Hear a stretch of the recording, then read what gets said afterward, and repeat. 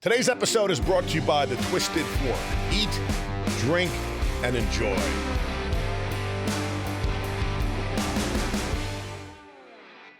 John Salaway, welcome to the show, my man. Thank you, brother. Thank you for coming in. Thanks for having me, Did man. you get here all right? You were able to find the place? Yeah, it was great. We're kind of tucked back here in this kind of like industrial area. This is really cool. Nice Yeah. setup. Yeah. The people that own this are friends of mine. Excellent. And Kareem and Christina. It's called Mokshu Productions. Right. And so I've been here now for about a year and a half doing this show. This is nice. Got a pro setup, man. Got everything you need. I like it. So you are a very, very accomplished musician. Okay. So Thanks, I'm gonna go a little bit over what you do here. You're Okay. a singer-songwriter. Mm-hmm. You play multiple instruments. We're talking drums, bass, guitar, acoustic guitar, right? Keyboards. You also produce, and you have a studio. I do. You're in multiple projects. Right. You're a very, very busy guy. And I looked at your website thoroughly. It's a very good website. Oh, thanks, man. I It's- made that you- myself. You have a lot of stuff up there. Yeah. I mean, you're like a promotional machine, Oh, thanks, man. right? I Yeah. mean, it's like impossible not to learn about you, not to hear your music, Oh, good. right? You know, everything's there. Nice. And I've seen a lot of websites, so I think I'm going to give it an A. Oh, thanks, man. That's great to hear. In fact, let's just tell people right now where it is and what's the address to that site. Excellent. Yeah. Just johnsalaway.com. And how do you spell Salaway? Salaway. Salaway. It's like the word sail away without the I. There it is. Yep. So you're in town because you have a bunch of shows this week coming up. Mm-hmm. So you're doing New Year's Eve, right? Yeah, At stoked. my favorite place called the Twisted Fork. Yes. Amazing venue. You've been there before. I have. I've played there many times. What do you like about it? Well, I mean, it's a huge stage, big sound, big lighting. I mean, it's a pro setup. It's really, really nice, and it's my friends who own it, so it makes me like it even more. And it's a wonderful bar and restaurant. Yeah, great food. You know, the food Yeah, is delicious. It The is. prices are right. the prices are Um, great. Yeah, I think that the service is great. I mean, all the people that serve me whenever I'm there, different servers, they're always prompt and everything's great. I agree, man. I love it. I think it's one of the best venues in Southwest Florida, if not in the entire state. So let's talk about your projects, Mhm. okay? Let's talk about your solo act first. Mhm. Okay, so that's something that's easy to do. You can do it anywhere, right? You're doing it down at what's the guy's name in the famous blues guy, BB King. Right. You're BB King's on a weekly basis. Not anymore. That one, that was the Nashville one. That closed. That was Oh. yeah, that was from an older bio that's out there. That was in downtown Nashville for many years, and I had a residency there for about 6 or 7 years. Yeah. And That's a long time. It is, yeah. And I would open up for BB's old band members, and I was one of 2 white guys that played there on regular basis. So I was honored. That's not an easy gig to get. Not at all. No. And to stay there on a regular basis because Nashville is an extremely competitive marketplace. Yeah. And you have a lot of friends there, and you guys all compete for stage time, right? I mean, it's a fact. Yeah. Yeah. It's tough. It's a tough town. It's all the best musicians in the world live there, man. It's amazing. Yeah. So tell us about the Regulators. Regulators, that's my Florida band. So I grew up here in Englewood, and I love coming back. I love Florida, especially this time of year. It's paradise, you know. And so I found a group of guys down here that backs me up whenever I play Florida. And it's Bert Parsley on drums, who owns the Twisted Fork, and Chris Cordino, he goes by Dino. He's from a band called Carnival Soul on lead guitar. Paul Desio on bass, and then sometimes we have a couple different keyboard players that sit in from time to time. We got Dave LeGrand, Billy Day from Troll Music, and Detroit Mike, who sits in with us too. So So you're able to get good musicians. You recruit the best of the best. I do, and I'm so blown away by the talent down here now. Like I feel like when I grew up here, it was harder to find great players, you know, that were really pro.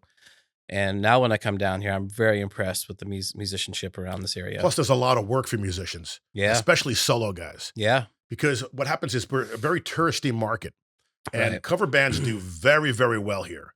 But they're also these same bars and restaurants and tiki bars need a solo guy during the day. totally. So a lot of my friends, like in fact, my singer Sarah Santiago, she'll do a bunch of solo things, Yeah, where she can make some money during the day and then do the full round rock bands at night. it's amazing. I love that those opportunities exist now. You know, I make a joke all the time when I was a kid growing up here. We didn't really have many venues in Englewood, so we had to turn a Chinese buffet into a venue. You know, that That's became funny. Kahuna's, which became like one of the best nightclubs in Englewood for many years.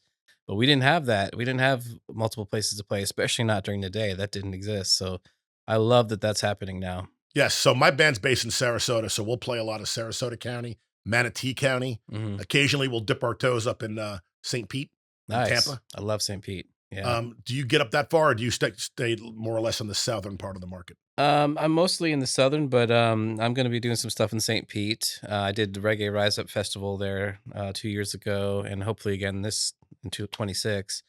But I mostly hit Sarasota, Venice, Englewood, Port Charlotte, and Bonita Springs for the Sugar Shack. You're a very busy guy. Yeah. I've never been to Sugar Shack. I heard good things about it. I wanna check Oh, it it's out. amazing. You got to check it out. It's one of the best venues. You know what's great about this area? Another thing too is that the audience members here, the people in the audience are very polite. Yeah. They're very receiving. They're hungry for live entertainment, and they're Yeah. good. They know good music, They do. right? I And love and it. and so you have a lot of 50-year-olds, you have a lot of 60-year-olds, a lot of 70s, even some 80s out there. Yeah. So the classic rock, they love that. They love the blues. Yeah. American. Would you call yourself American folk? How Americana? Yeah, How I would you mean, yeah, describe I that? mean, it's my stuff that I write. It goes across a couple different genres. I think it's rooted in blues, but there's some Americana, there's some folk, there's some rock. I think it's Would you consider yourself to be a blues performer first, as far as your basic structure or the way you write songs? And it's hard to say. I hate to limit myself in any way. I feel like when I write stuff, I write it like the Beatles' White Album. The Beatles' White Album has every style you could ever want on one record, and that's what I love. I love every style of music, so I try not to limit myself to any genre. I just write what feels right. I grew up listening to Led Zeppelin and the Stones, Yeah, which were love them. basically blues bands, Totally. and then I got into Cream. So some of my favorite bass players growing up was like Jack Bruce, Yeah. John Paul Jones. Oh, amazing. Yeah. So I was, doing a lot of the basic blues stuff as a kid. Nice. And even today when I do other genres, I always know that to me, rock and roll is based in the blues, man. 100%. You know what I'm Yeah, saying? it is. And the best music to me comes from the blues. I feel like the most soul comes from the blues. Like, so any music that is rooted in blues is usually the best music or my favorite music And anyway. it's also very easy to write a quick tune, which is simple blues progression, you know? Yeah. Yeah. Can't go wrong with those three chords and the truth, man. So you had mentioned the Beatles, and I want to cover that because you're a Yeah, huge Beatle fan I am. and you love to perform and sing the Beatles. Yes, So I tell do. us about how that all started. Uh, well, yeah, I've just been such a fan, and I think that's kind of how I learned to play guitar was like a Beatles fake book. I just loved their songs so much. So as I was learning chords, I was learning how to play Beatles songs first. I'm a drummer first and foremost. That was my first instrument, but when I was about 15 is when I really picked up the guitar, and the Beatles kind of helped me teach me how to play guitar. I'm glad you mentioned that because I've had a lot of drummers on the show. I've had a lot of guitar players that used to play drums. And here's my question. Did playing the drums make you a better guitar player today for timing purposes? 100%, yeah, for rhythm and timing, yeah, that's definitely 'cause that's my strongest thing is I have very good timing. I play in the studio all the time. I play to a click on a weekly basis. So, being a drummer first and foremost is great for timing. And I think anyone who plays guitar should think about timing and learn to play with the click and learn how to get their timing up because I that's agree. I've been known for my timing. In awesome. fact, sometimes I tell not my current drummer, but previous drummers, I would say, look, you're off, man, because I Yeah, know that. I know where we're supposed to be and you're not there. you know the feel. You just Right. know that when it's hitting right. Right. Yeah. And do you think that's born? You think people are born with that gift, or you think that's something that's acquired and learned? Because I think there's another question that I ask musicians is like, musicians to me, sometimes like you have a gift that other people don't have, and you may not know it as a child. Maybe you don't learn it till you're later in life, or Yeah. maybe you learn it young, like some of these guys, right? Like Derek Trucks, Yeah. those guys, right? They were young, proteges. What Sure. are your thoughts on that? It's a good question. I think maybe it's both. I think some of us are just born with it. We have that natural gift, and then I think some of us have to just work at it. But I think you can accomplish it both ways. You know? So, are you constantly practicing, constantly gigging? I mean, is there pretty much to say there's a guitar in your hands almost all day long? Um, there's a guitar in my hand. Even when I'm watching TV, I'm just playing around. Not even thinking about what I'm doing, but letting my fingers move around and play. So I kind of always doing that. Sadly, my practice routine is not great but I think it's also because I work for a living so much that I don't really when I'm not playing. I don't know if I really want to. I want to also have some time away from it. Sure. Yeah. I can relate to that. When we do a lot of shows jacked up, sometimes we don't have practice sessions that month. So we might even try a song for the first time together on stage and, Yeah. and not tell anybody, just say, hey, let's do that song and see how Yeah. it comes off. I love doing you that. know? I love being spontaneous. It's my favorite moments on stage, just something new and fresh that you've never done And before. if you're with good musicians, you can get through it, For sure. right? You know what I'm And saying? that's Like exciting. we don't have any train wrecks anymore. You know, when my band's been around 7 years, and there was times when we had train wrecks, right? Yeah, Now it's like everything is tight, man. Everybody knows where they're supposed to be. If we screw up and sing the verse wrong or drop the chorus, we just figure out where to go. You know what I'm saying? totally. We can get back to where we need to be, get back to home base, I call it. That's live without a net, man. That's my And favorite part. another thing which you might enjoy this, and you probably because you've played with a lot of people, and we're gonna get into that in a second. Cool. But isn't it great, man? And I guess it's hard to explain this to non-musicians, man. But there's a time as a musician when you're on stage live and everybody's in the zone, man, and you're all Uh, vibing out together. yeah, And it's like your endorphins are kicking in and you're smiling inside. And I'm like, oh my God, it sounds amazing. You know, the changes are everything's tight, the transitions. It's like we're all like one. yeah, Isn't that a cool feeling, for man? sure. Yes, that's the best way to describe it. You're really all in one in that same vibe, in that same moment. That's But don't you special. want to kind of bottle that thing, man? You know, like I wish you because could, because you don't always have it. Like there are times, admittedly, when you're sick or you're tired, and maybe your shows aren't an A show, maybe it's a B show. for sure. But those rare times, man, you know, like the other night we played at Woody's. It was Christmas, and I guess we were all in the festive Christmas, moment. Yeah, So we had a great show, man. It was like, wow. Like I turned to the guys after the show. I'm like, everything was flawless, man. It's like, I love that. Yeah, it's special. Those moments are really special. So let's speak about some of the people that either A, you've played with on stage Mhm. or maybe opened for Okay. or played with actually, or and then also the ones that you've produced. Okay. Because I was going through your resume, man, and there's just so many big names. Like the first name that came out to me was Peter Frampton. Yeah. Peter Yeah. Frampton. A lot of people in 1976, which I would have been what, 11 years old, 12. That Frampton Comes Alive record, dude. Yeah. Everybody in suburbia America Everyone had owned that it, freaking for record, man. sure. And I think at one point it was the number one double selling album at one point. It still is the biggest selling live album, I believe, of all time. Yeah. It's up there with Live at Leeds probably, and Yeah, I think it's the even Almonds, bigger. Fillmore. I think it's even bigger than those. I think it's yeah, everyone had that record. What a Yeah. great record. Amazing. And it's funny because Peter Frampton to me should be bigger than I mean, he's still big, don't get me wrong. Right, I I mean, he's a agree. star, Yeah. but he's not like I don't know what happened. Like Zeppelin took off, the Stones took off, certain bands in that era, but he kind of like that was his album. I think he had a follow up with "I'm in you, you're in me," Yeah. and then he kind of like fell out. Well, he jokes about the Sergeant Pepper movie being a part of that, which was a big flop, but it was, him and the Bee Gees So you know what doing happened? He was too good looking, right, and somebody made him look like a pop star, and right. it took away his rock credibility. Am I right? Possibly, yeah, that could be it, yeah, because he was a great looking guy, yeah. But he's a great guitarist, man. I mean, like He's phenomenal. and if doesn't it bother you when people aren't mentioned? Like you know how there's a list of your top rock guitarists, and there's always like Jimmy Page is up there, and all those guys. But Yeah, then there's certain guys that no one talks about. I'm like, well, wait a minute, how come Peter Frampton's not on the goddamn list? he should be on the list, Or yeah, Neil Sean of Journey. Like sometimes they're not there. And Beck should have his credit, right? Keith Richards, all those, and we all know this. yeah, But to me, sometimes I can't believe like certain guys like Frampton are not getting the love yeah, that they should. I agree, I'm not really sure why, I know he's phenomenal, he's a really funny guy, really nice guy, yeah, I have no idea, but in my mind, he's at the top of my list, top 20, I would say. So even though you're an accomplished musician yourself and you've seen a lot of rock stars, you sometimes are still in awe. Like if you go into his studio and he starts ripping in some chords and you're like, holy shit, he's playing Do I Feel Like We Do. Like Oh, he's doing it. All right, great for you. 100%. I'm a fan first and foremost, like I'm such a music fan. I just love it so much. So yeah, I'm always in awe by great talent. So let's talk about that. You're a kid, you're probably in your parents' car as a kid listening to AM radio, maybe some FM came out at the time. But like what got you into it, man? Like what made you a musician? Like to me, it was like my father's 8 tracks Yeah. in the station wagon, then hearing my sister's records, in the room across from me because she was older. Yeah. And then I started getting interested. Like what got you interested? So my dad's a drummer, and so he didn't. He had a really good band when he was growing up, but I think when he had us, he kind of put the drums in the garage and didn't play much. But I was always aware that he was a great musician and that he was a good drummer. And so because he was such a music fan, we always had great stereos and great. He had an amazing record collection, and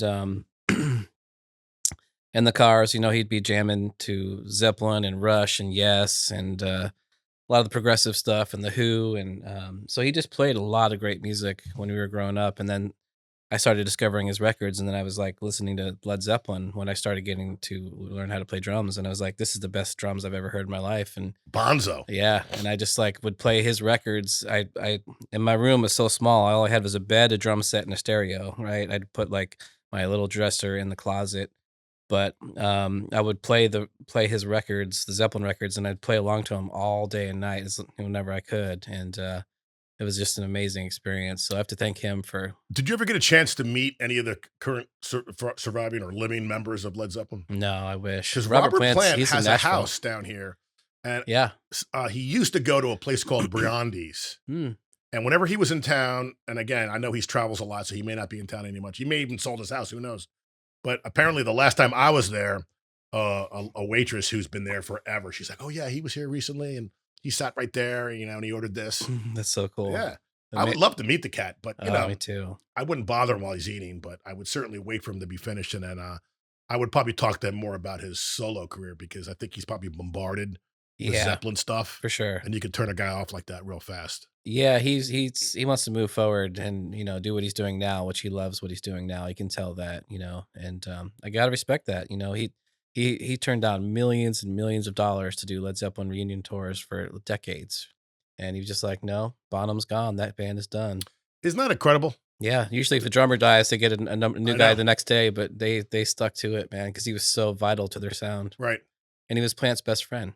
You know, That's incredible. And then yeah, his son, John Bonham's son, Jason, Jason, yeah, who I've seen here in Tampa. The great thing about living in the Tampa area is that we have a lot of guys that come through like yourself.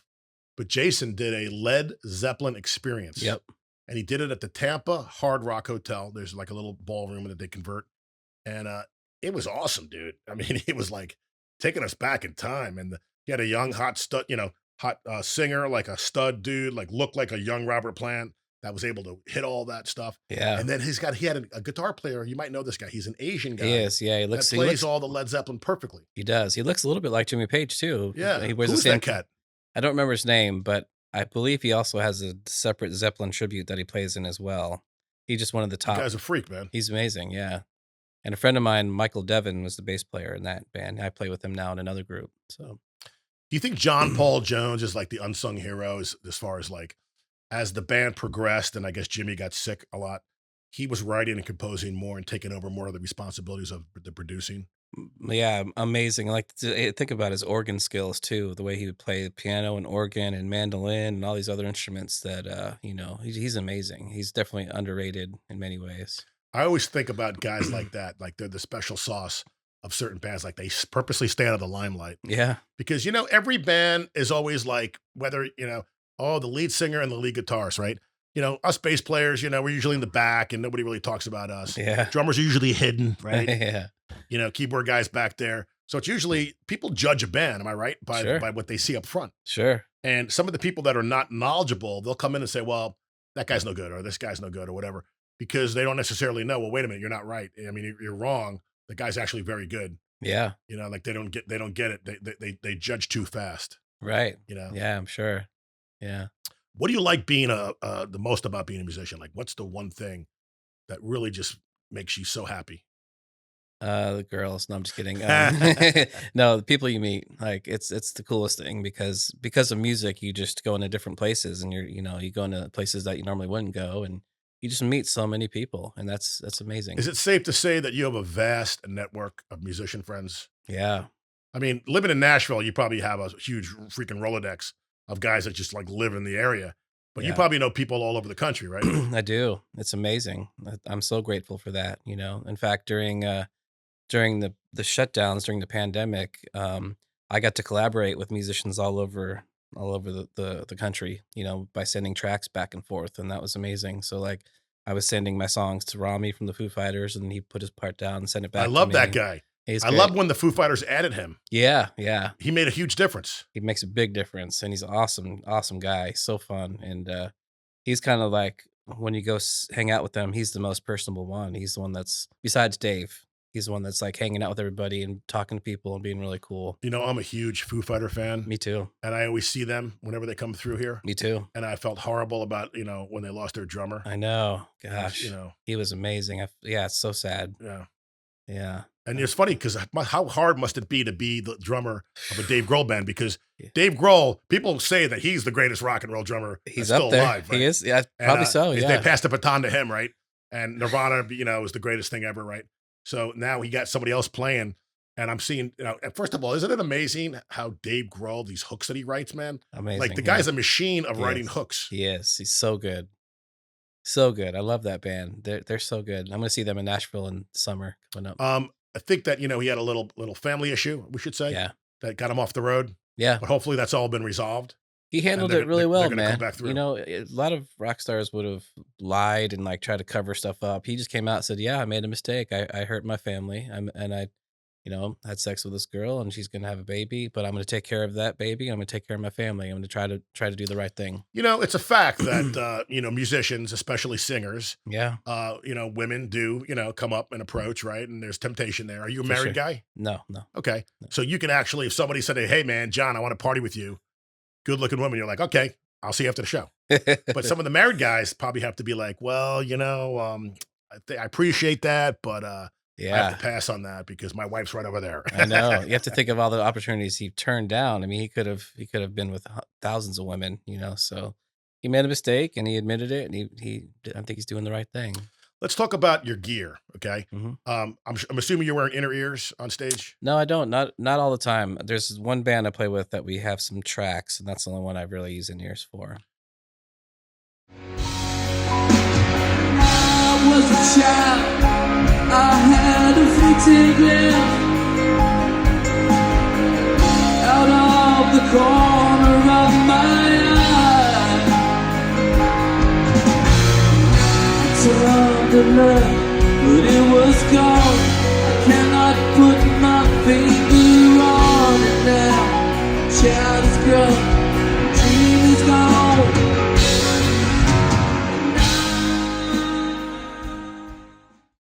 It's so funny because I should probably find an inner ear sponsor because every show I ask musicians that question Yeah. because then I could go right to the commercial for the, and then I get a piece of that action. Yeah, give sure a call, Um, man. Yeah. I always recommend singers to wear them only because I think it makes your voice last longer. I'm because sure. You're not screaming Yeah. because you can hear yourself properly Yeah. and you can sync up when you harmonize with easier, I think. But Yeah. I mean, we all use good wedge monitors. I have QSC Yeah. and they're crystal freaking clear, Yeah. and we try to keep our stage volume as low as possible because we want to have a proper front of the house mix. Yeah. So speaking about gear, when you're doing a solo act, do you have using a tower or are you using a sub? Like what are you doing as far as speakers? Are you just When I'm tapping into the house? when I'm doing yeah, usually these days I play in venues that already have a system. I do have a little Bose thing at home for when I need it, but I'm mostly plugging in and just using monitors. I know the best thing for your hearing and your voice is to use in ears, but something about for me, you feel a little disconnected from the crowd. You don't hear the crowd as No well, doubt. and You're not in the party, I say. exactly. So I don't like being disconnected. I like to just be able to hear everything, and When you're full on electric, man, and you're out there rocking yeah. amps, guitars, what are you working with? I keep it so simple, man. I just, I'm a Fender guy. I like Strats and I have a Telly. I just use a little Blues Junior. That's all I use, and they're great. They're light. They're portable, and you can crank them up and get that nice little dirt on them, and that's all I need. And again, you're probably going also that you're plugging out and going direct out to the board with that They amp. well, mic too. Yeah, they mic it for the front of house, but and I just have a little pedal board with maybe 5 or 6 pedals that simple stuff. I don't Any string company that you work with or you're endorsed by or um that you prefer? I use Diodario mostly for my strings, and Here in this part of Florida, Blue Magic strings are very popular. oh, let's Uh, try them out. the guy that owns them lives around here. Cool. And so he's got like all the bass players using the sonorous bass strings. Hmm. And they're great because I used to use elixirs, but I've noticed that they stay in tune. They tend to last a little bit longer. I don't know what the materials are that are being used, but apparently it's a better grade or better quality material. Wow. Maybe there's also that psychological thing that I think that I'm the greatest bass player now because I'm playing Blue Magic strings. And the Yeah. thing plays itself. Right. There's always that little magic. Sure. Yeah. It's all in the mind. So So they're local? so Blue yeah, there's a local guy, Robert Buttersworth. Mhm. I got to put you in touch with him. I'd love that. Yeah, I Yeah, never thank met you. the cat. We've only conversed via email, and Mhm. I do buy my strings from him. But yeah, it's a great product, man. And so they also, six string stuff as well. Great. I'd You love to know, try them out. yeah, you Yeah, should, that's you should. awesome. In fact, I can probably get you a free set that you can try out. Thank you. How often do you change strings? It varies. Like I try to go, I don't know, go a few gigs on each, maybe 5 gigs if I can, and then change them out. What percentage of your songs or shows, I should say, are acoustic versus electric? Um, it's funny. In the recent year or so, I've kind of converted more to producing. I'm doing a lot more producing these years. It used to be heavily solo. That was my bread and butter for years. I was doing the looping thing, the solo, I and saw some of those videos, man. oh, cool. Looping's great. Yeah, it's fun. I mean, that's my band in the box. So that was just kind of a necessity. That way, I could not have to pay You know musicians. who And took that artist that took that like mainstream and got it on TV real fast? I guess maybe the Grammy Awards or something. Ed Sheeran. yeah, he did. He Yeah, did it in front of a large audience. yeah, he And did it was very clear that he clicked on this, played it. He made it very clear he clicked on that, played it. And he was like, so everyone's getting an education on how to loop. for sure. Yeah, and that's in fact when I do those shows, I usually take a moment to show people how to do it. So because a lot of people don't understand what you're doing. They might think that you're playing new tracks or something. Because the way I build up stuff, I've got an octave pedal to do bass lines, and I've got a string pedal, the Mel 9, which like puts strings and flutes and all kinds of stuff. So I can do it seamlessly. People don't even notice I'm doing it, and they're like, "How did you get all those sounds?" So after a while, I'm like, I'm gonna start showing people how I do it. Look, over the years, you've become an expert at it, right? Yeah, I think Just so. by repetition, Yeah, and learning your gear. You know what? A lot of people don't necessarily learn their gear. I think I'm one of those guys where like I'll buy something and not necessarily know how to use it. yeah, And then I'll bitch and moan and be like, I gotta get something else. Meanwhile, I haven't yeah. learned how to use this damn compressor. I I'm like, well, I know. got a compressor already in my amp. I'll just use that one. I know. I don't like reading instructions anymore. So it's like if I can't figure it out by just tweaking it and stuff, I'm like, ah. So I got lazy and I started just using a snark on my bass. Sure. But I forgot that you're supposed to charge those things up. Yeah. So I'm into the show the other night and it went out and I was like, and then for some reason I like went like this and hit my singer and she'd hit one of my pegs and I'm like, oh fuck. So now I'm out of tune. So now you probably don't do this because you're a pro. I'm a guy where I'm in a rush. I start tuning it. I'm hitting the wrong damn peg. So now I have two strings out of tune. Right.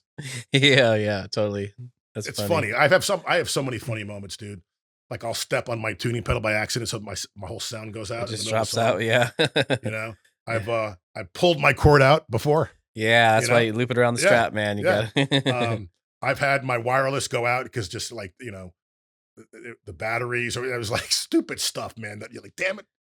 Yeah, I You know. ever you have any of those moments on stage, man, and like for the people? I'm so like now I bring two of everything. I bring 2 amps, 2 guitars. Like I try to prepare for those things so that in case they happen, I got a backup ready to go right away. Yeah. Stevie Ray Vaughan has this great video of the greatest switch out that's ever. And Yeah, I saw you that. saw that? Yeah, And he's like, the guy comes in. amazing. Yeah. Yeah, it's amazing. Fantastic. So, so when you're doing your cover songs, cover Mhm. band stuff, do you bring in originals? And if Mhm. you do you announce the original before, or you do the original and say, "Hey, that was one of mine"? Like, how do you handle that? That's a good question. There's a few that I do that I don't say it's mine because I want to see the reaction, their honest reaction.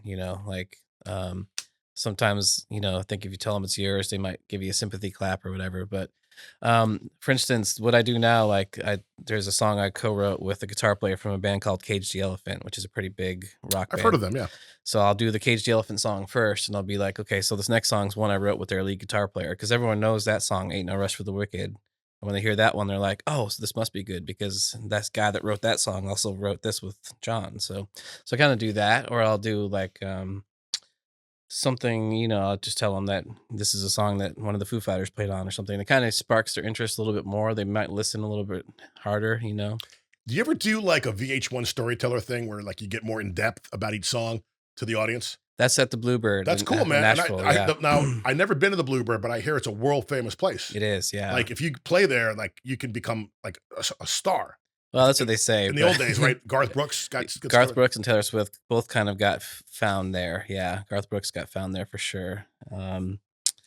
But yeah, it's just I'm honored I get to play there about twice a year, and whenever I play, I get to play full band show, which is rare. Usually, it's a writers round, which 4 writers, and they all switch off songs, you know. But when I get to do it, I get to do a full. Next time I'm in Nashville, I'm gonna time it so like I can see one of your shows. Please do, That'd be very yeah. cool. Let me know. But, yep. Hey, so and I got my notes here, and I have a couple songs I want to talk to you about. Okay. A Little Bit Broken. I was listening to that just recently. That's a great song, man. Thanks, man. Tell me the story behind that. Thanks. Oh man, that's well, it's just that's one of those songs that I was hearing the melody for a while. You know, it's pretty cool. That one came really easily. I wrote the first verse and the chorus, and I had it down really well. And it just sometimes you get hit with those melodies, right? You're like, where did this come from? Is it already a song? I'm not really sure. But that one came out really easily, and then I couldn't figure out what to say for the second verse, so I got together with an artist named India Ramey, and she's done a lot of big stuff too. So she helped me came up with a great second verse and helped me finish it off. And so that's just one of those special ones to me, and it's my biggest stream song, and it got a lot of radio play, and it was the DJ pick in Nashville, like the number one pick in Nashville and stuff. So that's probably my biggest song that I've written. You know what's cool, man? You've been recognized um, best American roots song category. You're a Grammy considered artist, which is no small feat, man. Thanks, So man. congratulations for that. Thank you. I just wrote down here in 2025, a woman named Sierra Farrell Yeah. had something called American Dream. That was like her record, I guess. Okay. Yeah. She had won the Grammy for that. Cool. But it's wonderful just to be considered, just for someone to say, hey man, this thing's Grammy, worthy. That's Yeah. huge, man. Yeah, it is. I've had that 4 or 5 times now, which is really Um, an honor. I'm going to talk little bit about the Salvation album. Cool. I'm going to go through these songs. Maybe you could tell a little story about each one real quick. Yeah, I'll try. One More Road, or One More Round, excuse me. Yeah. That one, that's a bluesy one, and I wrote that with my dear friend Craig Wilson. Sadly, he passed, but we wanted to write. I was kind of coming off a breakup off for that record, and he would help me with that. He helped me get through that breakup by writing good songs. You know The that breakup, it's like that's a good thing for motivation. I mean, I know it sucks to break up it with somebody, is. but it also it puts you in a mindset that you normally wouldn't be in. I know it does. Some of the best songs that I've ever written are from from breakups, and same with other people out there. Like sometimes that is the fuel that people need, to really have that pain, and it comes out in the song, and hopefully other people can hear it and maybe make them feel better. Um, but that one was like I wanted to compare relationships to like a boxing match, where like during the breakup you're kind of getting knocked out, like there's words said back and forth, and usually if you're the one that's hurting the most, you're the one that's getting TKO'd, so it's just kind of way to make a new idea out of something that everyone It's an already interesting knows. dynamic, men Yeah. and women, and the drama and some of the stuff that goes on behind the scenes, right? Yeah, and then also the play on words, "One More Round," people think that's a drinking song, but it's actually not. It's about one more round in the ring. That's great. I love Yeah. it. Weather of the Storm.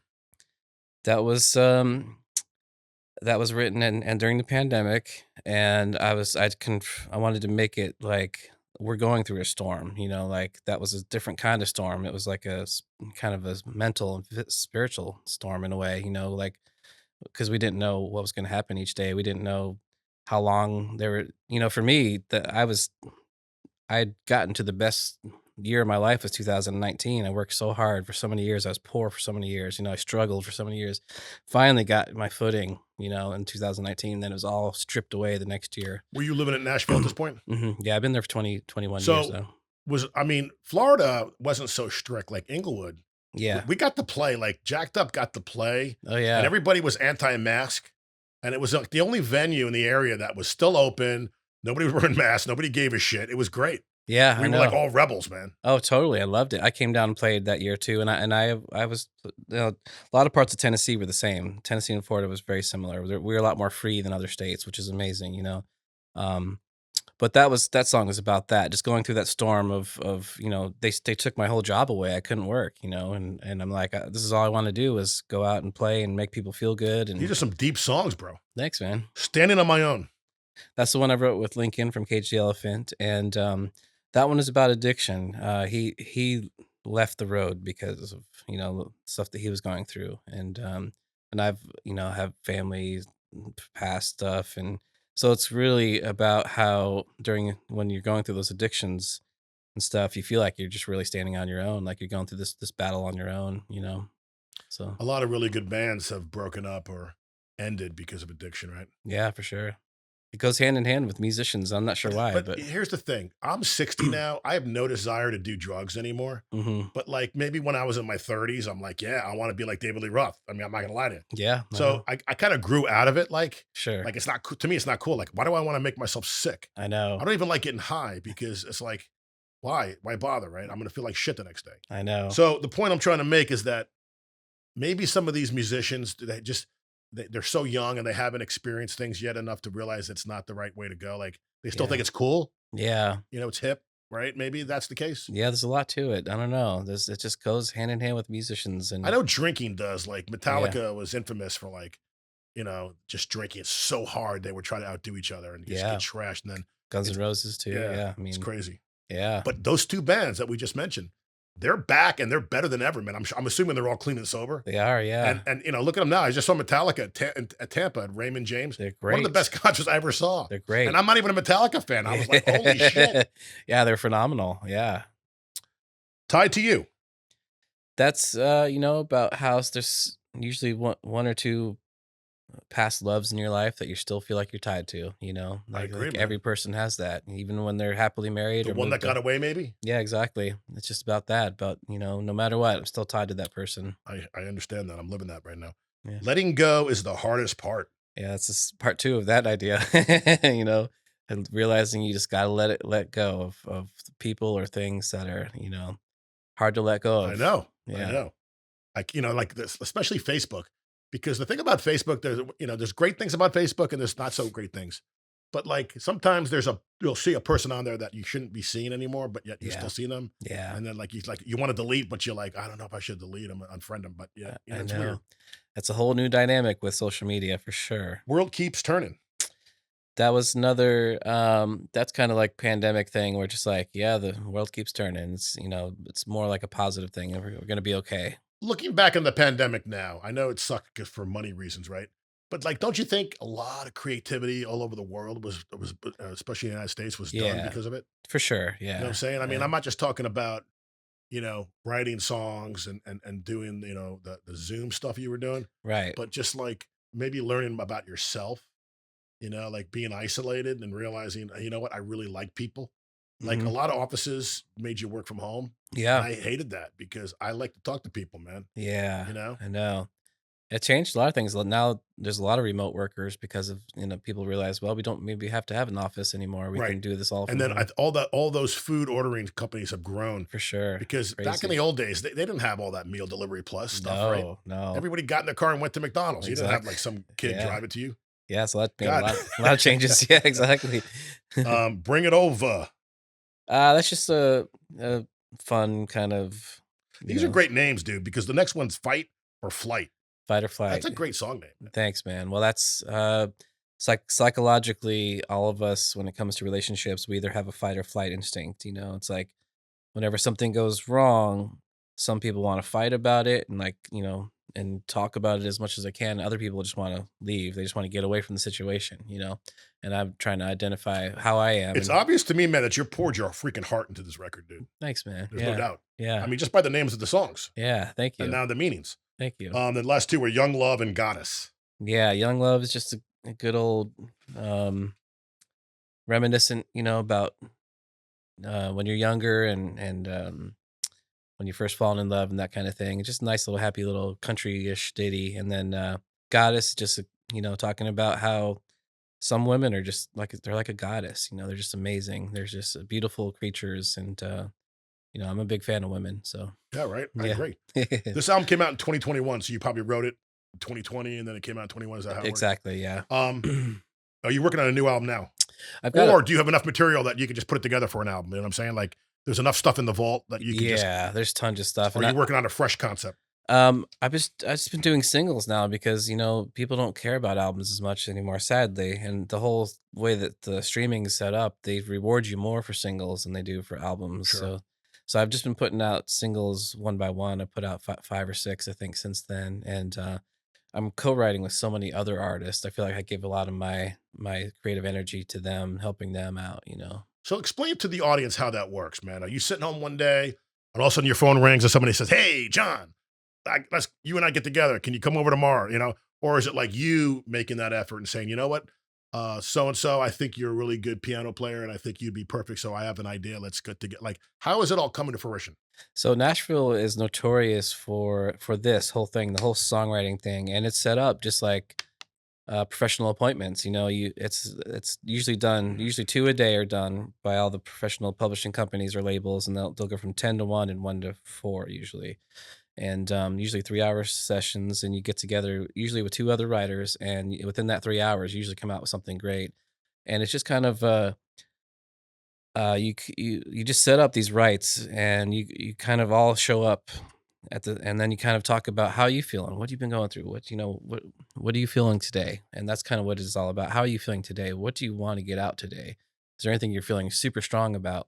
And who's ever got an idea, they're like, I have this, and I know I really love this. I want to work on that. That's usually what you go with. So that's not for the faint of heart, man, because you have to work, you have to produce. You have to produce, yeah. So it's not for everybody. No, and you have And to be, you have to like compromise. 'Cause sometimes you'll have something you really want to work on, but feel so good about that idea that you're like, okay, well, I'll go ahead and I'll go with your idea.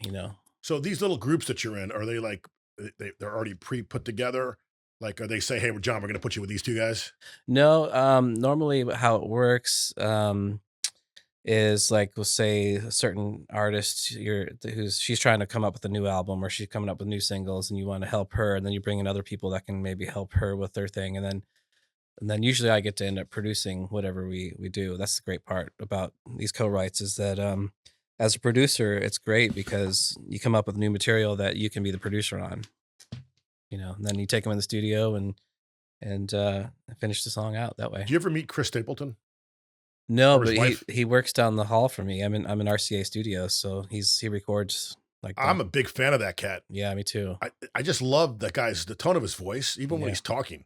It's like now he's a cat that was behind the scenes writing music for other people, right? Yeah, for at And least then all of a 10 or sudden 10 now or 15 now he's a years. star. And you remember like the Grammy Awards, the Country Grammys or whatever, he was always winning like Yeah, for several years in a row, like best album, best country. for He sure. was collecting awards, man, and he's a very humble dude. It seems like Yeah. to me, it seems like he's just like whatever, like I'm not about that. Yeah, he's the real deal. He's legit, man. He's a soul singer in my opinion. He's not just country, he's soul music. And it really it was Dave Cobb as a producer that helped him get to his stardom because Dave Cobb he produces all the best stuff out of Nashville these days, and he does the movie soundtracks like Elvis and a bunch of big movie soundtracks. And so I think Chris had been around forever. He played with the Steel Drivers for a while, who's like a bluegrass band, and I actually opened for them. They're really nice. But he just never got like this the stardom, and he wrote a lot of good stuff for other artists. And then, but it was Dave Cobb's one producer because he had a label deal around him. So when he started working with Chris, he got signed to that label, and the rest was kind of history. So is the real money in the publishing? Used to be. So how does a guy make money? Like what? How do you become rich? And That's a good question. you know, I mean, like I wish nobody becomes Taylor Swift overnight, right? Like you well, have she to. was rich to begin with, but yeah, But like saying you say you produce a record and the whole record is phenomenal, and let's say it's Grammy nominated, right? Um, then now you're going out on tour, right? So obviously, maybe you're selling tickets, you're selling merchandise, maybe you're selling records and I'm assuming that all adds up, right? But I yeah. guess, the old story is that the artist only has a small part of that, right? Because all the big corporations are saying, hey, you know what, John, I own you for the next 2 years, right? So you're going to go out and you're going to pay back all that money we put into you. Is that how it works? Yeah, that's the old model. The old model would be the label would put up, let's say, $500,000, and that would be the studio time, all the distribution and all the marketing and blah blah blah. They would pay at $500,000, and the artist wouldn't see a cent until all that money was recouped off of that. But that back then, people bought albums, so it So happened. we're talking like Garth Brooks because Yeah. he became famous because he was selling out arenas and stadiums. Right. So at some point, he had to get a piece of that action as he grew, right? Yeah, Eventually. well, the live stuff, artists get the live stuff. It's the album stuff that artists really didn't get a big share of until they recoup the expenses paid. Sure. But now Now, that there's no album sales, that kind of model is gone. So labels aren't really out there scouting for new artists. They're kind of waiting for the artist that's already got so many millions of TikTok followers that they're like like, yeah, like American Idol and that other one, The Voice, the shows are kind of smart because they're going to bring these people in, they're going to become stars, and then they're gonna like have, I guess they have to sign their life away to American Idol. So like American Idol kind of owns them for a short period of time, or is that how it works? for a time period, yeah, I think the But they made them stars because of that. But did they? They're not really anymore. That's just the weird thing is like, who can you name that's a star from recent years? I lost the track of it. Yeah. Exactly. There was a couple in the beginning, like, yeah, there's a couple from the beginning. I forget who they are, but I think Carrie Underwood and Kelly Clarkson Oh, I and a love few. Carrie Underwood. Yeah, they're great. I just saw her at the Opry. I was just backstage with her like a month ago. It was awesome. What's it like at the old Opry, the Grand Old Opry? What's it like there? Like, is it so cool, man? Like you just get chills every time you walk in there. Is there like certain a vibe about the place, man? Electricity? Like how would you describe There's it? definitely a vibe backstage for sure. There's a vibe, and the fact that that's been going on for 100 years, is amazing. Yeah, it's awesome. It's a vibe, but and it's amazing. I get to kind of see behind the scenes, with that. But I haven't got to play it yet. But I have had one of my songs performed at the Grand Ole Opry, which is That's exciting. very cool. Yeah, Charles Eston performed it. He's an actor from that show Nashville that was on TV, but he's also an I remember artist. that show. Yeah, he was the main star of that show. But he performed a song that we wrote. So, but I kind of put it on my manifestation log for this year that maybe I'll play this That's a next year. great goal, man. Yeah, Hey, so Nashville's really got built up, man. yeah, Um, and it seems like every celebrity now has their own bar, restaurant, or nightclub. for sure. How do you? What are your thoughts about that? I mean, like, do you go to Kid Rock's place, or did it become so commercialized? Like, you know what? I don't want to eat Kid Rock's burger anymore. Like, you know what I'm saying? Like, That's funny you mentioned that. I actually like Kid Rock's place because he's got the most rock and roll on Broadway, and it's a cool setup. But I don't really go there to eat and stuff. A lot of the places are just overpriced. It's bar food. It's not really that touristy. great. Yeah, it's touristy. That's the only time I go is when people from here or from out of town come visit, and I take them down to Broadway. And Yeah. they're all cool. Every club has 3 or 4 levels of musicians. They got a band on the first floor, a band on the second floor, a band on the third floor, and a band on the roof. So you can go into one bar, spend all Yeah. day seeing multiple And acts. so there's all types. It's not just rock. There's some blues, some country, all It's types. mostly country. Like most Broadway's mostly country, except for Bon Jovi's new one and Kid Rock, and then I think Jelly So Rolls. Bon Jovi's got a place Yeah, you just because open. didn't he perform there? Remember he was having the vocal issue, and I think Yeah. he did a couple songs. Yeah, So his stage was kind of set up, and then maybe the bar was in front of him. Is that how that was? Is he up a little? Was he? He yeah. was It's an elevated stage. Yeah, it's an elevated stage. Cool. It's a cool setup. So if he's got his own place, is it a rock bar or is it Yep. okay? They're primarily rock. They still do country, but they're more the Kid Rocks and his are the two kind of rock places. But all these places have actual live music. They don't just pump in like the Hard Rock around here. They'll just play music. They don't have actual musicians. Right. Um, They have bands all day from 10 a.m. on. but That's crazy. how does is it the pay like? Do they pay these bands just very low pay? Sadly, it's a tip hustle thing. I think the bands make roughly $300 for like a 4 or 5. I think it's $50 a man kind of thing per musician, and then they just hustle the tip jar all night long. They do 4 hours straight. So the weird thing about those sets is that when they get on stage, the music cannot stop. So, Wait a minute. So you're saying they don't get a break? no. So what they do is the singer does a song while the band goes to the bathroom and gets a glass of water or something, Gotcha. and then the band comes back, does one so the singer can go. But while the singer's going to the bathroom, she's taking the tip jar, walking by every single Good for person her. in the place to fill that up, Yeah. And they make after all the tips and stuff, they all make about $500 a musicians, roughly three to 500 is what I'm hearing. But they have to hustle that tip jar for all the whole time. And I'm assuming that like that street, that famous street down in there in Nashville, there's a season for it where it's more popular, more populated certain times of the year. Like I went to the NAM one time, the summer NAM there in NAM. Yeah, mhm. And it was, I don't know, it was kind of dead. I'm like, and it wasn't as packed as I thought it would be. Because I used to go to the Anaheim NAM, Yeah, which was it's much big, bigger. much bigger. Yeah, And like more celebrities and like, you'd see like Robbie Krieger was yeah. in the Paul Reed Smith room demonstrating stuff, that How kind of cool is stuff. that? Yeah, exactly. Yeah, I mean, all throughout the summer and spring, it's completely slammed, and it's I feel like it's pretty much slammed all the time now, but except when it's super cold, there's less people around, but it's a hopping city, man. So here's a great question for you. Yeah. What would you say to a young guy? He's got chops. The guy can play. He's good looking. He's young. He can write music. And he's in his 20s and he lives right here, say in Venice area. Mhm. He goes, I'm going to Nashville. Mhm. And he's moving to Nashville. He doesn't want to hear it. He's going regardless. He shows up in Nashville. What advice could you give a kid like that? Learn to be a banker. No, I'm just kidding. That's a good question. It's all about relationships. The whole business is about relationships and friendships, and no one's gonna give you anything. Everything you get, you have to earn on your own. You know, no one opens doors for you like they think. I mean, it's like it's really competitive. It's very hard, and the ways you get ahead is by being really talented, but also just being super cool and being friendly and nice to people. And those are the people that get hired the most. People, and in fact, I've heard from so many touring acts that they'll take the guy that's just a little bit less skilled because he's a better hang on the bus, you know, because you have to spend a lot of time Sure. together. So they're gonna pick the guy that's the coolest guy, even if the other guy was so mind blowingly good, but he was kind of a jerk. So they're no, Right. they'll go with that And guy. we all know that. Like, there's a lot of musicians that are jerks, and they may be fantastic at their art or their craft, but they're just not the kind of people you want to hang with. Yeah, And that's the great thing about my bands. All my bands that I've ever put together, everyone's a good person. Everybody like gets along, right? yeah, You know, you want to have drinks with that person after the show. You know, we celebrate holidays together. yeah. That's important to me, man. It is. It's You wonderful. know I what I'm mean, that's what saying? it's all Like about. the Yeah, regulators, man. You speak fondly of them. That yeah. this is your family, right? They Your are. founding I family, right? call 'em my fam, man. Yeah, they are. They're some of my best friends, and I'm so grateful for them.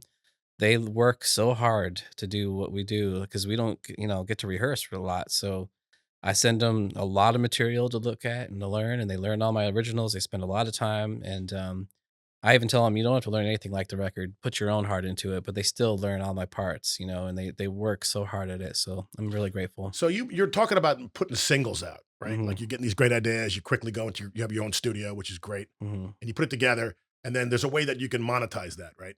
Um, Yeah, it's harder these but days. how many singles do you like averagely put out? You put out one a week, one a month. For me, I've just been putting them out when they feel right. I've got like you said before, I've got a lot of stuff that's in the can, stuff that I'm kind of thinking about putting out, but I'm not really sure. So I just put it out when it feels right. Would you say that you're at the peak of your creative process right now? Like things are flowing, juices are like all these great ideas are coming to you right now. Because maybe 20 years from now they won't. You know what I'm saying? It's weird. I feel it's peaks and valleys for sure. I feel like I feel very blessed. I feel like I'm in a very creative high, and but there's also times when I feel like it's just not working, and I just have to like go back to the drawing board and start over. But You said that you're producing more now. mhm. Are you having fun with that, bringing in bands and working with other people? It's so fun, yeah. And my favorite part is being not just a producer, but also being the guy playing the parts too. A lot of times, I become the whole band for that artist. For instance, there's like a lot of young female artists that come to Nashville, and so talented. They're great writers, but they don't play everything very, or they don't even play guitar very well sometimes. So I can bring them in, I can play every part for them, and they're like blown away by that. And then I'll bring in like an ace guitar player, like one of the guitar players of the year that I work with, and he'll just do the layer on top that's like unbelievable that I can't do. And then So then it's send her an invoice and you get paid. yeah. So what if I find a lot of these young rich women that have maybe wealthy parents and I'll send them your way Please do. and then you can just produce them. Please do. That'd be amazing. And then Yeah. sometimes they might be good, sometimes they might be horrible, but either way you're getting paid, right? It's work, yeah. And I treat it all the same no matter what, because I really care about people and I really want people to succeed. I want them to be happy. So I put my whole heart into it no matter what. Even if it's like not if I'm not loving it as much, I really want it to be good for them. What about producing an entire rock band? Hmm. Like a band will come in real rough, maybe they got a couple good ideas.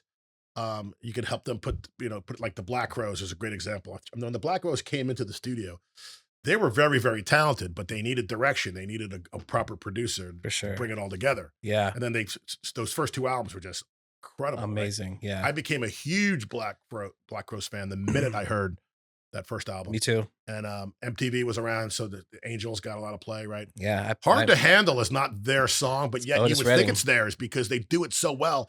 and it was so well produced and so well visible on MTV, right? Yeah, we're actually playing both of those songs this week. We're playing "Hard to Handle" and "She Talks to Angels" in our set. Yeah, I Ooh. love those Can you songs. give So us some other hints of what you're gonna be playing this week? yeah, sure. I mean, like, Pink Floyd, maybe? yep, we do "Comfortably Numb," which I love because not many people cover that. And Who plays the electric on that? Dino will now. I've played it a little bit, but he's so much better than me. I just let him take that. That's such an iconic thing, man. It is that, especially the first solo in that song, kind of has to be So note for good. note because it's so melodic. It's almost like a symphony part. So good. Yeah, So you're gonna be covering a lot of good classic rock. cool classics. We got Stones, Beatles, Pink Floyd, Black Crowes, and then I do some weird stuff that people won't expect, like Outkast and Beastie Boys and Cool. some You know stuff. what we do Fight for Your Right to Party. Oh, they were gonna do that too. Yeah, People love that they do. song They love it. because Yeah, it's a crowd participation. They can sing along. exactly. So this is all gonna take place Wednesday night. Wednesday night. Are Yeah, you doing a 1-hour set or a 90-minute set? we think we're gonna go 7 to 9 straight through. I'm gonna power through with 2 I hours. believe so. Yeah, we usually do. Like, I don't like taking breaks when it's like You that. know, I want to keep the momentum. I don't like taking breaks either, but Yeah, my singer, she feels like she has to because Sure. she does most of the heavy lifting. sure. So I can't say no to her. Yeah, And my drummer is very much like he's one of those guys where like he's not a union guy, but he acts like he's one. He's like, oh, 50 minutes. It's like I gotta get a break, I gotta get a beer, I gotta go. And Right. he'll end the song real fast, like I'm like, what? Yep, time's up. Yeah, it's funny. He's on the clock. Yeah, totally on the clock. Great drummer, great guy, great personality. He's very funny. In fact, Christmas, we were laughing Christmas. Normally I don't allow us to drink on stage. I have a big policy about that. Sure. But there were people, there's one lady kept buying us shots, and I'm like, listen, it's Christmas. We'll let it slide this time. Yeah. So, we're all getting free shots. Nice. Yeah. But normally you can't have that, man. No, for certain situations, most situations, I don't drink on stage at all. For my Florida shows and this band, I do drink a little bit on stage, but I try to keep it like on the down But low. mostly beer or you Mostly maybe, beer. yeah, Yeah. I mean, I don't drink beer anymore, but my philosophy is that look, we're musicians that have become performers and then we evolved to entertainers. So now we're here to entertain you. They're paying us to entertain you. Sure. And we got to bring our A game, right? Sure. And, For sure. there are times I'm not gonna lie to you, I'm on stage, my feet hurt. I'm like, oh God. Or like, I just want to go home, right? And I'm I like, know. nope, I gotta play another hour Yeah. and I gotta smile. Do you ever remind yourself sometimes to smile? Like sometimes I have to like say, dude, smile. Maybe like I should maybe put sticky notes down because Right. there are times when I'm frowning and people are like, dude, you don't look you're happy. I'm like, no, I'm having a great time. They're like, "Well, then smile. You're just concentrating, You know? right? You're just deep in Yeah. concentration. And then do you make it a point to like do that rock and roll thing where like, you turn your guy over here Mm. and you turn your guy over there, then you go like that against the female and she's like, like this. You do all that fun stuff. A little bit, but I don't try to script anything out. I don't want to do anything that's like, cliche or whatever. So I just, if I feel it in the moment, I do it, but I don't, I go wireless now, especially at Twisted Fork, because I like to go stage to stage. yeah, it's fun. And I like to look at the people in the audience and like wave to them and, be like, and then come around. Because I feel like nobody wants to see 4 or 5 people just standing there. No, Like that's some of no the fun. guitarists that stand in front of their pedal board and they look down and they're Yeah. playing an entire show like this. Yeah, that's not a show. That's Right? Yeah, that's different. I'm not sure what that is, but I mean, yeah, you got to give them something. Now, when you do your Beatles act, do you guys actually get dressed up like the Beatles? Like you put on the No, wigs and no, everything? not at all. No. Somebody called us a Beatles jam band, which is funny because we reinvent all the parts and we make it more modern. And I call it a Beatles experience because we're not trying to copy the Beatles and be the Beatles. We come out, there's 4 of us. We're all pros, session pros. My guitar player, Tim Galloway, has been named Guitar Player of the Year twice by the Academy of Country Music. And both those guys, both my guitar players play with the biggest artists in the world, like Garth and just name it. They played with them. Anyway, so for us to play the Beatles stuff would be holding them back, because so what we do is we create our own arrangements and we expand and we jam on the music and we experiment with it and see where it can go. And I people think that's love it. fantastic, man. Thanks, man. That's like a must see now because Yeah, it's you're fun. going to get something above and beyond. Like almost you kind of wonder if the Beatles were still alive today. Like what would they play like? What would they sound like? I mean, McCartney. That was what I Look- wanted. That was my goal was like, what would the Beatles sound like today? It's like, that's how we put it together. Yeah. I'm sure you've seen McCartney live many times, right? Yeah. Probably a dozen. What's incredible about him is he'll play, piano, guitar, bass, right? Yeah. I've even one time saw him play drums. The Yeah. guy's a freak. He's amazing. Is it safe to say that he's a musical genius? For sure. Like, would you put him in a category with like Beethoven? Maybe he's like the Beethoven of our generation. For You know what I'm sure. saying? No doubt. Like Yeah. there's certain guys like Like he to me is like on the top of that list, right? Yeah, 100%. Because Yeah. he radiates musical notes come out of that guy like all the time, I know. It's right? unbelievable. Yeah, he is. He's the most important artist of our time, I think, and probably the most talented. Yeah, I mean, like you said, multi-instrumentalist and the best writer. I mean, like those songs, they'll go on forever and they're just so good. If you had, so I would say you rank you like Paul McCartney more than say John Lennon. Like No, John Lennon's my favorite, okay, so you like but John. Paul's a more talented musician. Yes, and they had different styles. Yeah. No Paul's doubt. melodies are just unbelievable. And the Sergeant Pepper album, which I'm sure you play every song on that record, that was just a milestone. That was just a work of art, and that was Yeah. basically Paul's baby, right? Yeah, for sure. Yeah. Did that compete up against Pet Sounds? Was that like the same time? Did Pepper come out and then Pet Sound, or Pet Sound then Pepper? Because I remember they Pet were Sounds like, remember the first. Beach Boys were like looking to see what the Stones were doing. I mean, the Beatles, and the Beatles were looking They were. interested. They were. It was Rubber Soul that inspired Brian Wilson, and then he did Pet Sounds, and then after Pet Sounds was Sergeant Pepper, and after that, Brian was worried. He was like, "Oh no, I can't top this." I know, But then he did. he didn't have to. Then he did Good Vibrations though. So Well, like, didn't Good Vibrations come off of Pet Sounds? Was not on the same record? no, that was going to be on Smile, the album that got like canned basically. Because the thing about Good Vibrations, if I remember, was that it was cutting edge. Like the sounds and the production of that record at that time yeah, was like nothing ever heard of. unheard of. still, there's nothing can top it. I don't think it's amazing. There's certain classic rock records, John, that I love, like More Than a Feeling by Boston. Every time it comes on, Yeah, to me, it's timeless. yeah, it's so good. You know what I'm saying? It's like, Yeah. oh my God, it still sounds fresh, man. I know it's amazing. Yeah. Well, in this final minute, I want to talk about your social media. Okay. I want to talk about how people can find you. hmm I want to talk about how they can see your songs and hear your songs, purchase your songs, Cool. look at your tour. I'm Mhm. assuming you have some merch up there too. I do. Yeah. I got like a T-shirt and some koozies and just CDs. If anyone still buys those, And then my stuff is on streaming all over the place. Every platform you can find music, I got stuff there. So johnsalaway.com. hmm Is it the same as Facebook and Instagram? Yeah, just at John Salaway. I think I'm pretty easy to find. You just Google my name and a lot of stuff comes up. I'm going to let the audience know exactly where you're going to be around here. Yeah, thank you. And I tell you what, this hour flew by, man. This is know. great talking to you. Thank you. I like talking to you as well. So Wednesday, December 31st, Twisted Fork, Port Charlotte. Fans, if you haven't been to that venue, well, first of all, I mean, it's going to be sold out if it's not already. Right? All the reservations and VIPs all sold out, but there's still walk-in room In the back there. Yeah. 'Cause I think they've made the back bigger now. Like, I don't know if you've been there lately, but they can like put more chairs and tables back there now, so it can handle more people. They did, and the patio still first come first serve, so you can. When you're there, look up and you'll see in the rafters my jacked up banners up there, the podcast banner. Oh yeah, that's right. I remember that. Yeah. Friday, January 2nd, Troll in Venice is a small theater, so that could easily sell out. So I would tell Yeah. people to get their tickets now. That'd be great. My last one did sell out, so yeah, that'd be great if they did. Very intimate. Very Now, intimate. is just you by yourself there? No, we're gonna have full band. We're gonna record it too. Come We're- on, full yeah, band? Yeah, we're gonna try to get a couple live recordings out of that to release. That's gonna rock, man. Yeah, thank you. Are you gonna be? So you're basically doing the same band on the 31st, and then you're gonna more or less Mm-hmm. the same songs. You're gonna do it on the 2nd, record it. You go back to Nashville. You're gonna be doing a TV appearance, a live TV appearance at WSMV. It's a NBC affiliate, That's right. and they Yeah, have their own local today show. yeah. there, Today in Nashville. Yeah, which is very cool. I think that's owned by Gray. Gray Television owns that. I believe so. Yeah. And then you got other things too. But then you come back to Florida. I want to let the fans know about this because most of my fans, Yeah, sure. listeners, are in this area. So Inglewood's on Dearborn. You're going to be there on Thursday, March 5th. That's correct. Yeah, I look forward. My Is- first time playing there. So Is I'm that the looking forward- Regulators? Yep. Okay. Then the next night, you're back at the Twisted Fork. Yep. Um, Headlining that night. yeah. That'd be great. Who's opening for you guys?